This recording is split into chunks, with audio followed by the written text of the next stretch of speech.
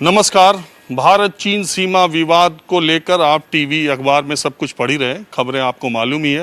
प्रधानमंत्री नरेंद्र मोदी ने कहा है कि हमारे जो जवान शहीद हुए हैं वो मारते मारते शहीद हुए हैं और भारत अपनी अखंडता और संप्रभुता पर किसी तरह का खतरा सहन नहीं किया जाए करेगा।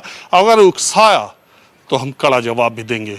तो ये स्थिति कहाँ पहुँच चुकी है? भारत और चीन के रिश्ते क्या युद्ध के मैदान तक जाने वाले बन रहे हैं या बातचीत से ये मसला सुलझ जाएगा?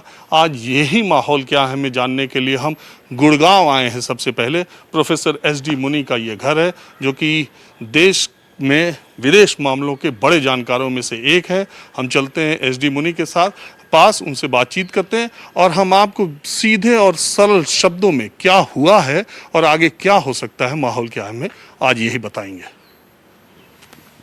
शॉर्ट बना। विदेश मामलों के जानकार प्रोफेसर SD मुनि हैं, जिनसे हम ये जानने की कोशिश करेंगे कि ये माहौल क्या हो गया है। सर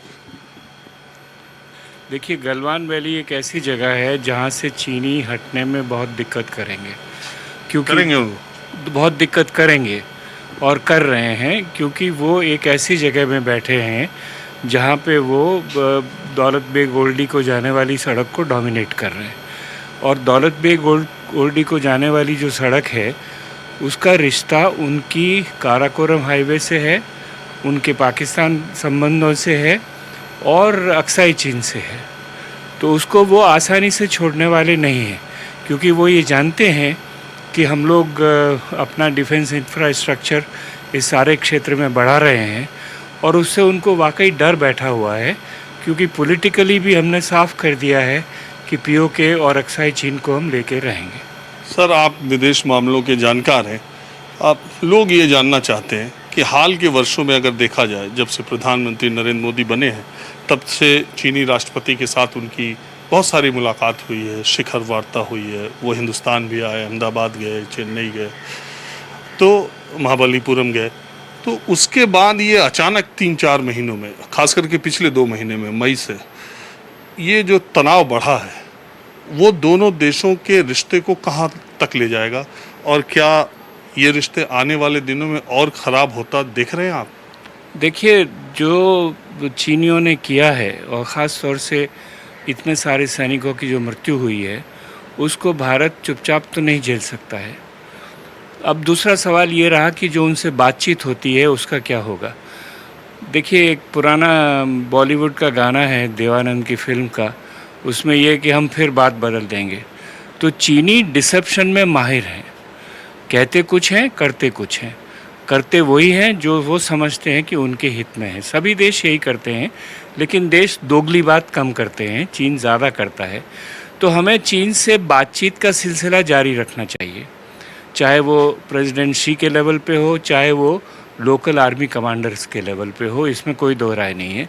लेकिन हमें बैठकर अपनी चीन की नीति को दोबारा से झकझोरना पड़ेगा और ये देखना पड़ेगा कि किस तरह से हम इस तरह की जो असर्टिव नीति है चीन की, उसका मुकाबला कर सकते हैं। अच्छा सर, एक चीज़ और, मतलब हम ये जब बात करते हैं कि चीन इस मौजूदा जो सरकार है, क्या वो ज़्यादा आक्रामक है, क्या ज़्यादा मुखर है? क्योंकि अभी देखिए प्रधानमंत्री ने कहा है कि हमारे जो जवान थे वो मारते मारते शहीद हो गए और हम जो है कोई उकसाएगा तो हम पीछे नहीं हटेंगे। तो हम कहाँ पहुँच रहे हैं? दोनों देशों की सेनाएं वहाँ पर जमावड़ा हो रहा है, वहाँ पर भारी हथियार पहले से ही फोर्स चीन ने इकट्ठा कर ली है। हम भी तैयारी कर रहे हैं, शीर्ष स्तर पे बातचीत हो रही है, सर्वदलीय बैठक होने जा रही है। तो इसको कहीं और आगे बढ़ता आप देख रहे हैं या डी एस्केलेट हो जाएगा? डी एस्केलेट होना मुझे लगता नहीं है, क्योंकि अगर डी एस्केलेट होना होता तो चीन बॉर्डर के मसले को बहुत पहले साफ कर दिया होता। कितने सालों से हम बैठे हुए हैं, इसका मतलब ये मसला बढ़ेगा। देखिए, 2005 में चीन ने पॉलिटिकल गाइडलाइंस शुरू करी और ये कहा कि हम बॉर्डर मसले को इन गाइडलाइंस के अंतर्गत हल कर लेंगे। और बाद में उन्हें लगा कि भारत अमेरिका से नज़दीक हो रहा है, भारत की आर्थिक स्थिति बढ़ रही है, भारत की सैनिक स्थिति ज़्यादा मजबूत हो रही है, तो उन्होंने अपना रुख बदल दिया। मैंने आपसे कहा ना, हम बात फिर बदल देंगे। तो ये चीन एशिया में अपने प्रभुत्व को ज़्यादा मजबूत बनाना चाहता है और ये हमें गवारा नहीं है।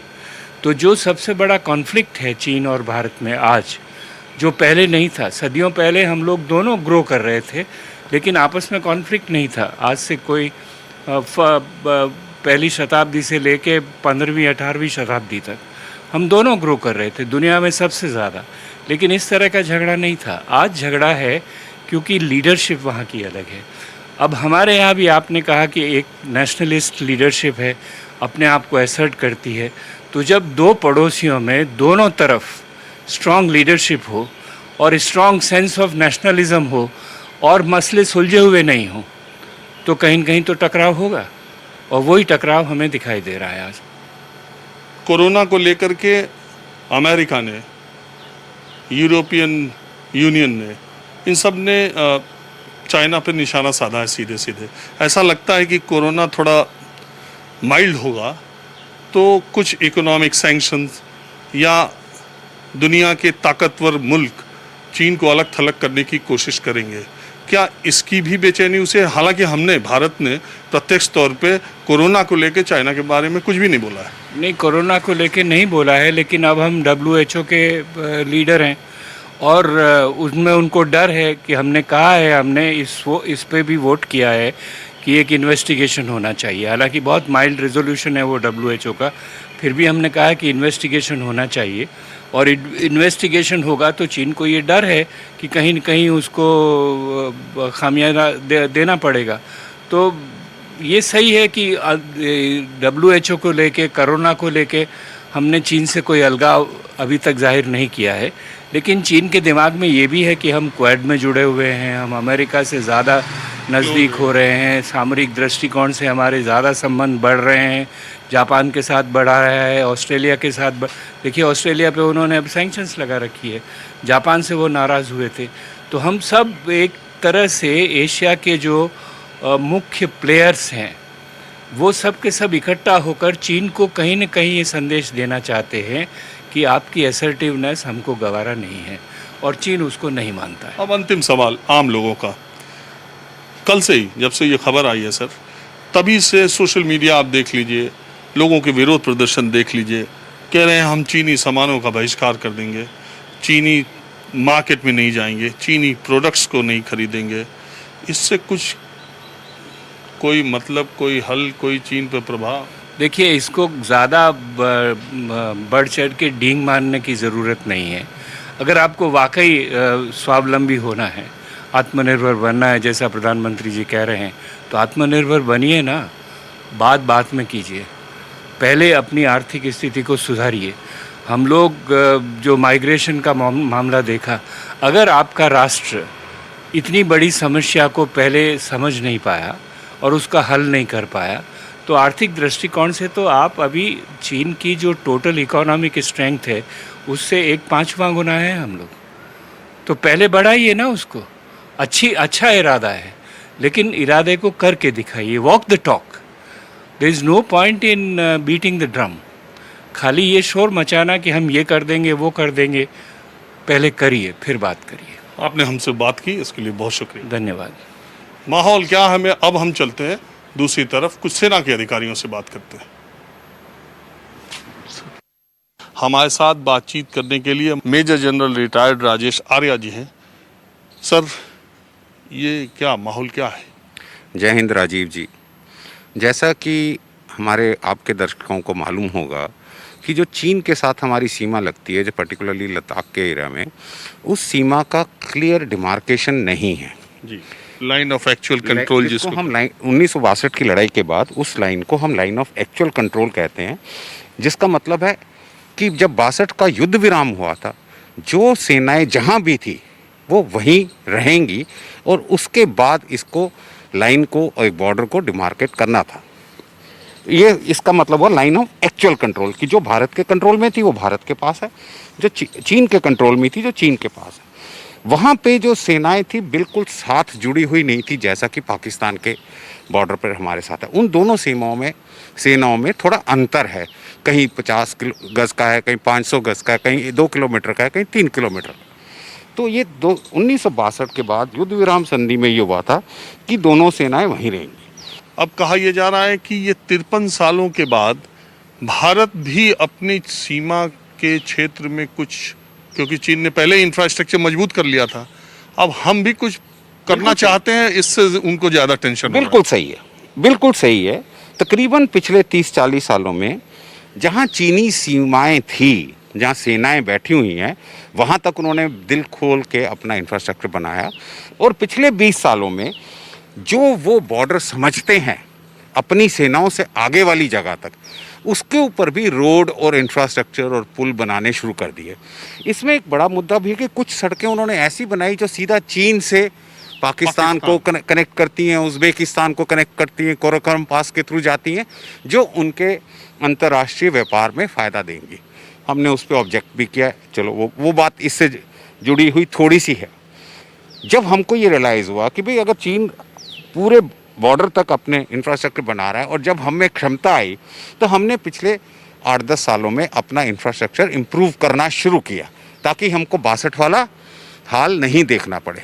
अभी 5 मई को जो हुआ कि जो चाइनीज़ पेट्रोल आई वो वहाँ बैठ गई और उनकी पेट्रोल के पीछे पीछे उनका बहुत बड़ा असला आके रुक गया। अब वो असला गलवान पहाड़ियों पे बैठा हुआ है और हमारे इलाके में पैनी नज़र रखे हुए हैं। हम नीचे हैं, हम नीचे हैं, हमारी जो और पोस्ट वो है ऊपर है। पहले ना हम बैठते थे ना वो बैठते थे। इस बार मई में जाके वो बैठ गया। हम भी वहाँ जाते थे और वो भी वहाँ आते थे। तो इस बार वो वापस नहीं गए हैं। हमने जब इस बात को ऑब्जेक्ट किया तो उन्होंने बोला कि आप अपनी सड़क बनानी बंद करो। हमने कहा तुमने अपने इलाके में सड़क बनाई, पोस्ट अपना सब काम कर लिया 150 किलोमीटर से अब ज्यादा। हम सड़क बनानी अपने इलाके में, उनकी जो सोच की सीमा है उससे भी पीछे बना रहे हैं, मगर वो उस पर ऑब्जेक्ट कर रहे हैं। तो ये पिछले 1-2 महीनों से जो इसके ऊपर डिस्प्यूट चल रहा था, बहुत लेवल पे बातें भी हुई कि हमारी पेट्रोल अपने इलाके में गलवान पहाड़ी की तरफ गई, वहाँ चाइनीज़ पेट्रोल भी बैठी थी, उनके आपस में झड़प हुई। और आई एम श्योर हमारे पेट्रोल ने चाइनीज़ को भी नुकसान पहुंचाया होगा। कुछ खबरें आ रही हैं कि उनकी भी कुछ उनको नुकसान पहुंचा। मगर अगर ये सिर्फ एक पेट्रोल क्लैश का मुद्दा है तो ना तो इस माहौल में, जबकि पूरा विश्व एक महामारी से जूझने की कोशिश कर रहा है, विश्व का इकॉनमी खराब हो रही है, तो इस जो डिस्प्यूट को एक बातचीत के जरिए ही सुलझाया जा सकता है। तो अगर ये एक लोकल क्लैश है जिसमें 2 पेट्रोलों का क्लैश हुआ, चाहे वो बढ़ गया, चाहे उसमें कुछ शातें हो गई, उसको करेक्ट पिक्चर आने से पहले उसके बारे में अगली प्रक्रिया क्या होगी वो मैं शायद नहीं कह पाऊँगा। मगर इसको हमें एक बहुत सख्त तरीके से, सुलझे हुए तरीके से और एक मजबूत तरीके से, पॉइंट ऑफ स्ट्रेंथ से इसको टैकल करना चाहिए। रक्षाबंधन तो ये थे मेजर जनरल राजेश आर्या जी। इनसे आपने सरल शब्दों में समझने की कोशिश की। कुल मिला के मामला ये है कि चाइना ने जो पहले कर लिया, भारत की उभरती शक्ति के बाद, भारत के मुखर होने के बाद, जहां वो दावा बताता रहा है, जब जताने लगा है, तो ये तनाव बढ़ा है मई के बाद और कोशिशें जारी हैं। लेकिन माहौल क्या है में, अब हम दूसरी जगह चलते हैं, कुछ और मुद्दों पर बात करते हैं। माहौल क्या है में हम आपको सीधे सरल शब्दों में बता रहे हैं कि भारत चीन सीमा पर हुआ क्या है, पहले क्या था और आगे क्या हो सकता है। अब हमारे साथ रिटायर्ड कर्नल टीके टिक्कू साहब हैं। टिक्कू साहब, पहले तो माहौल क्या है में आपका स्वागत है। बहुत बहुत धन्यवाद आपका। दूसरे, मैं ये आज जानने की कोशिश कर रहा हूँ कि ये जो कुछ भी हुआ है इतने 53 सालों के बाद, जो एक टेंशन पूरे देश को, 125 करोड़ का देश है, सबको ये लग रहा है कि चाइना के साथ आखिर इस तनाव का नतीजा क्या होगा, पहली बात। और दूसरी बात, अभी हम चर्चा कर रहे थे तो उसमें तनाव की जो गलवान घाटी में वजहें हैं वो बिल्कुल साफ़ हैं कि अब हम अपना इंफ्रास्ट्रक्चर मजबूत करना चाहते हैं। चाइना को ये पच नहीं रहा, उन्होंने अपना काम पहले कर लिया। और अब ये मुझे बताइए कि गलवान से जो टेंशन बढ़ा है, ये पीछे जब हमने देखा था कि डोकलाम में हुआ था, डोकलाम और गलवान में अंतर क्या है? देखिए, अंतर बहुत कम है एक्चुअली। अगर आप मेरी असेसमेंट के मुताबिक देखें इस बात को, डोकलम में और गलवान में दोनों जगह चाइनीज़ के और हमारे स्ट्रेटजिक इंटरेस्ट क्लैश करते हैं। बहुत ज़्यादा जो स्ट्रेटजिक इंटरेस्ट दोनों जगह में हमारे क्लैश करते हैं। सिर्फ अंतर ये है कि डोकलम में एक थर्ड कंट्री भी इन्वॉल्व थी, वो थी भूटान। और मुझे लगता है कि चाइना उस टाइम ऐसी कोई हरकत नहीं करना चाहता था जहां पर कि वो भूटान को एक पॉइंट के बाद प्रेशर नहीं डालना चाहते थे। लेकिन गलवान में सिर्फ उनका प्रतिद्वंद्वी भारत है, और भारत से चूंकि वैसे ही रिश्ते उनके कई सालों से ख़राब हो चुके हैं, क्योंकि लाइन ऑफ एक्चुअल कंट्रोल का एक मुद्दा है दोनों देशों के बीच में जो अनरिजॉल्व्ड है, तो यहाँ पर वो समझते हैं कि अगर मामला कुछ थोड़ा एस्केलेट हो जाता है तो वो उसमें उनको ज़्यादा इतराज़ नहीं होगा, क्योंकि यहाँ कोई थर्ड कंट्री इन्वॉल्व नहीं है। तो मैं मानता हूँ कि सिर्फ यही एक अंतर है दोनों के बीच में, कि यहाँ पर वो एस्केलेटरी लेडर को पार करने के लिए इतने ज़्यादा कॉशियस नहीं हैं जितने डोकलम में थे। दूसरी बात एक और थी, लेकिन वो इतनी महत्वपूर्ण नहीं है, वो ये थी कि डोकलम में उनकी प्रिपरेशंस इतनी ज़्यादा नहीं थी, लेकिन गलवान के एरिया में चूँकि वो कराकोरम हाईवे के बिल्कुल करीब में, कराकोरम पास के बिल्कुल करीब में है, तो उनकी प्रिपरेशंस काफ़ी देर से वहाँ चल रही हैं। वो शायद समझते हैं कि शायद वो इस पॉइंट पर थोड़ा मजबूत हैं।